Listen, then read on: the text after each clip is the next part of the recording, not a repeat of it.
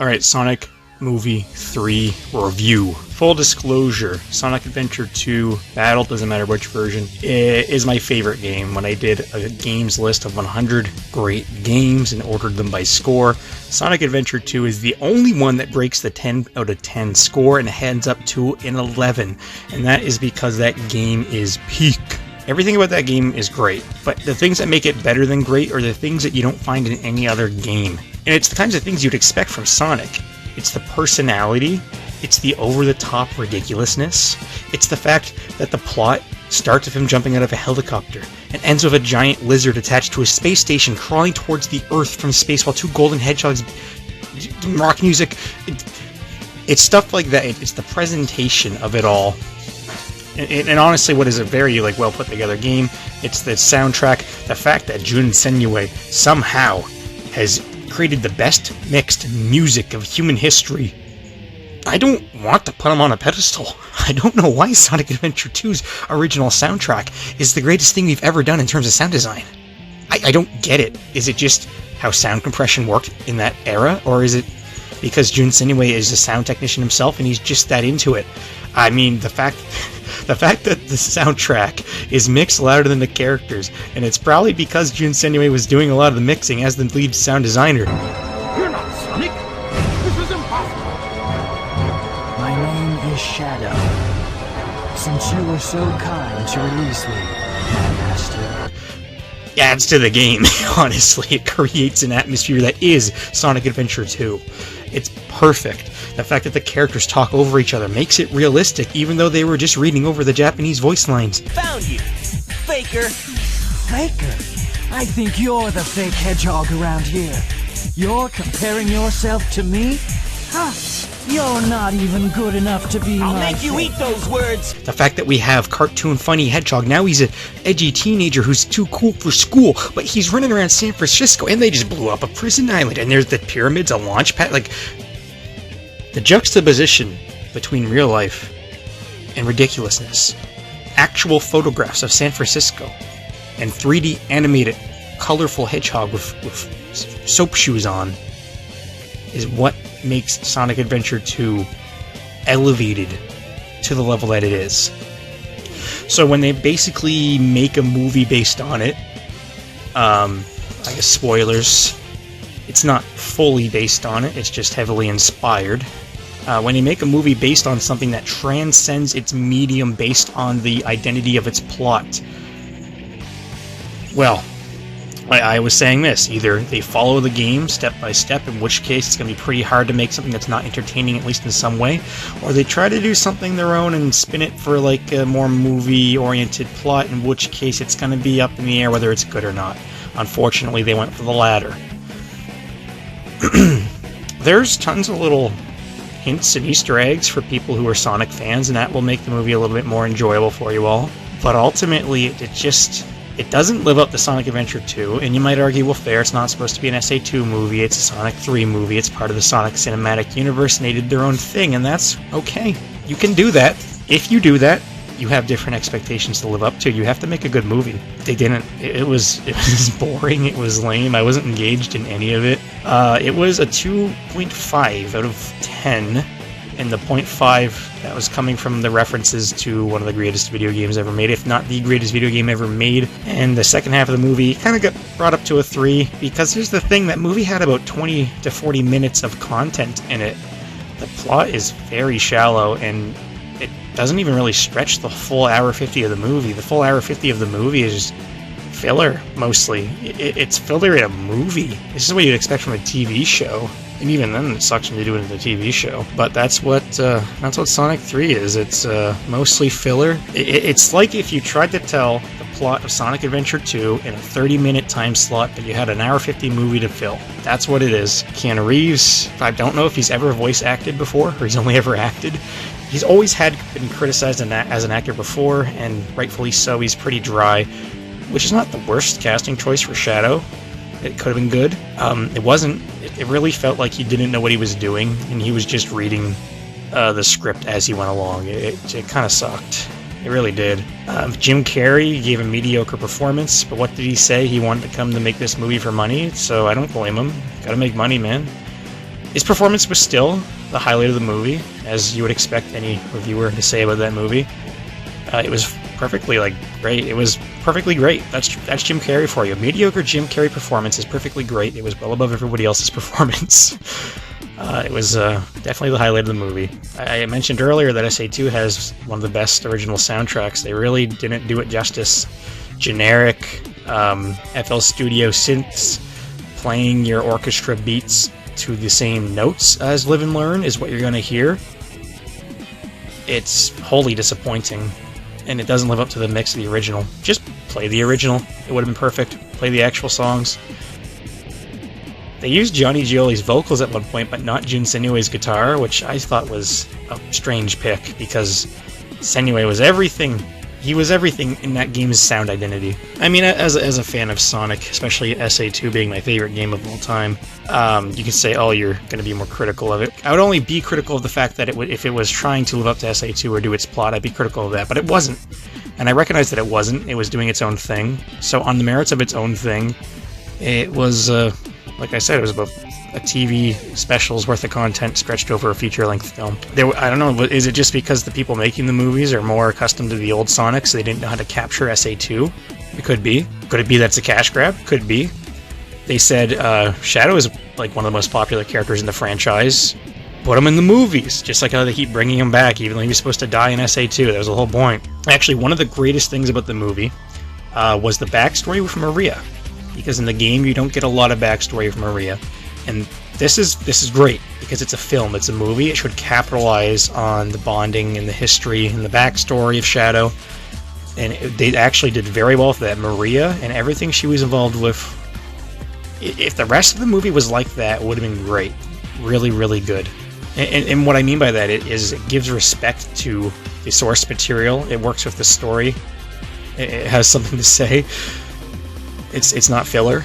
And unfortunately, too, the art style of SA2, not necessarily the 3D graphics, I mean, they're fine, but the art style of, the splash art is just, it redefined one of the most iconic designs in video gaming.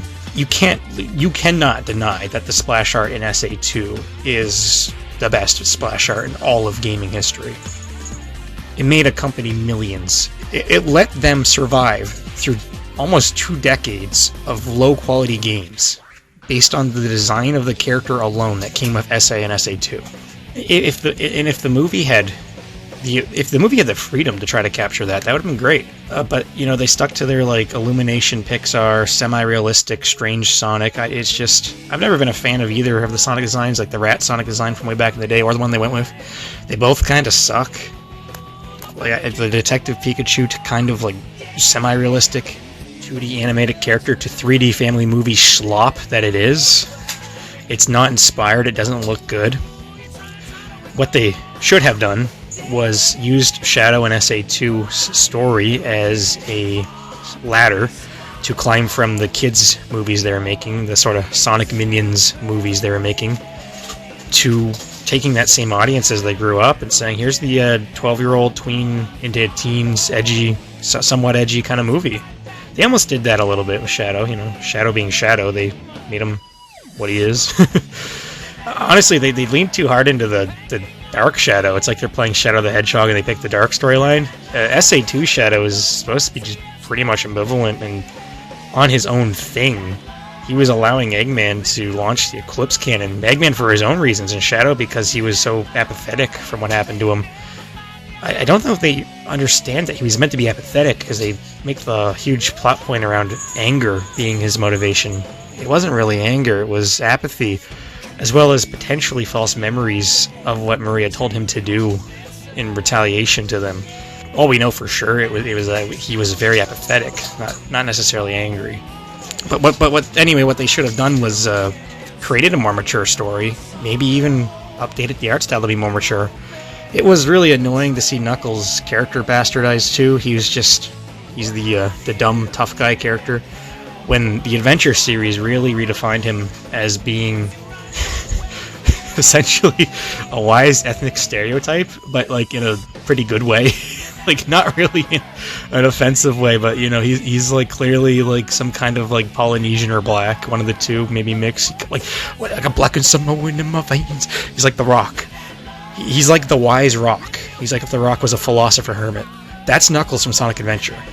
He's meditating, he's philosophizing. There's a running joke that he gets tricked by Eggman constantly, but that's like a Japanese joke. That's like Trunks losing his sword all the time in Dragon Ball. Like it's meant to be just a recurring thing that happens, which is meant to be a gag in and of itself. But people take that too far and think that he's a knucklehead. Just because Sonic calls him that as an insult doesn't mean he actually is. He's supposed to be a wise character. I thought it would have been a perfect opportunity for Sonic 3 to have Knuckles wise up and become less whatever he is, like tribal, become more acquainted with the way people talk. It would have been the best transition to bring adventure-era Knuckles onto the movie cinematic screen. But I guess they're not strategically thinking. They're just, let's make the movie. Let's get Jim Carrey in it. We gotta put 99 Red Balloons in there. People like that song. At least it didn't have Take On Me and Mr. Blue Sky from ELO. And we got to make our Shalot movie. I wonder if like when they're making these movies, they're just like, okay, what's the lesson? We need a lesson for the movie. Quick. Find somebody who can coherently write a plot where somebody learns something and shoehorn that into the movie. That's what it felt like, the whole Sonic... Because you had a little bit of Sonic learning not to be the leader of the team, but working cooperatively, which was... I don't really remember the last movies, but I think he learned that already? I can't quite remember. Anyway, it's kind of irrelevant to the plot of SA2 and this movie, because this movie vaguely follows the plot of SA2. So it's just shoehorned in. But there's that, and there's the whole revenge thing, which... Shadow's revenge wasn't meant to be an angry revenge. It was meant to be a gaslit revenge on an apathetic person. So we had to really force that whole Sonic not being changed by the events that happened to him, and Shadow being one who was changed but then chose not to.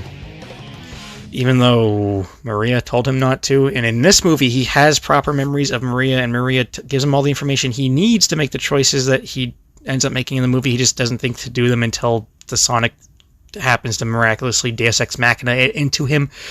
It just makes the Shadow in the movie a character that doesn't seem like he's driven by his own motivations, but just the motivation of the plot itself for the sake of resolving it. Having Gerald and Ivo Robotnik both be a thing in the movie was probably the biggest deviation, because the coolest thing about Ivo was that he was mysterious and dead. He was, even through his death, he was able to work through the shadows in the background of the plot and accomplish everything he did. Right up to the very end of that plot, he was winning. He was about to win. Seconds away from that, when Shadow gave his life to stop the colony from crashing into Earth, that's Gerald Robotnik. Gerald Robotnik is supposed to be such a mastermind that even in death, his plot is still progressing and he's still winning. He was battling the heroes from the grave. So bringing him back was just a whole different experience. And it was okay, because it was Jim Carrey, and it was Jim Carrey having fun with Jim Carrey. But it wasn't, it really lost a part of what SA2 had going for it. Not to mention, the colony being a thing that was already orbiting in around the planet, and that's where they did all the experiments, and that's where everything happened. That was a really cool lore, and they lost it in the movie because they made the colony something that wasn't even a colony. It was just a laser they launched out of Earth. It was in Earth, and they launched it up just to shoot the laser. It's just there for the laser. It's just the Eclipse cannon. They truncated the plot so much they removed the entire space colony just to have the Eclipse cannon. It would have been a perfect thing to have up there. They're studying chaos energy. They're creating artificial chaoses. I mean, you don't have to do SA1 then SA2 in order. Make it so they were studying artificial chaos and do a movie about chaos after, if that's what you really want to do. But nope, they cut the entire space colony out. And the space colony was part of that absurdity that made SA2 what it is. But not only that, the fact that it was an abandoned space colony with failed scientific experiments on it that created a doomsday weapon for mankind, and that's what Shadow's backstory was tied to, is part of what made SA2 insane, and part of what made Shadow so cool. And it's completely lost, and it's just such a disappointment. The thing about makes SA2, the game, so good is every part of it is a highlight. But the colony is a highlight among highlights. And it was lost. Well, you know, I was never really convinced they were going to make the best movie or anything. It's just, I had to see it because SA2 is so good. I had to know, how do they handle this plot? I hear they're making a movie about Sonic and Shadow, and it's Shadow's origin. Okay. You're doing that, are you? That's what you're going to do? You're going to make a movie about that? Well, you better be prepared, because that is a big task. That is something that you better be ready to deliver on that. And they were not. They just want to make their movie with Shadow in it to sell Shadow merchandise. Should you see it? No, don't bother. You're not missing anything. Just check out the internet and look at the funny memes. People will repost all the little, look, that Chow in space was on the background. That's like this. You'll see all that. And Sonic said no food or movies. Talk about a low budget flight. Budget flights, no food or movies? I'm out of here. I like running better. But he said it in a completely different context, but at least he said it. And, you won't miss a darn thing if you don't see this movie. Just, if you want Sonic Adventure 2, go play Sonic Adventure 2. You'll never go wrong doing that.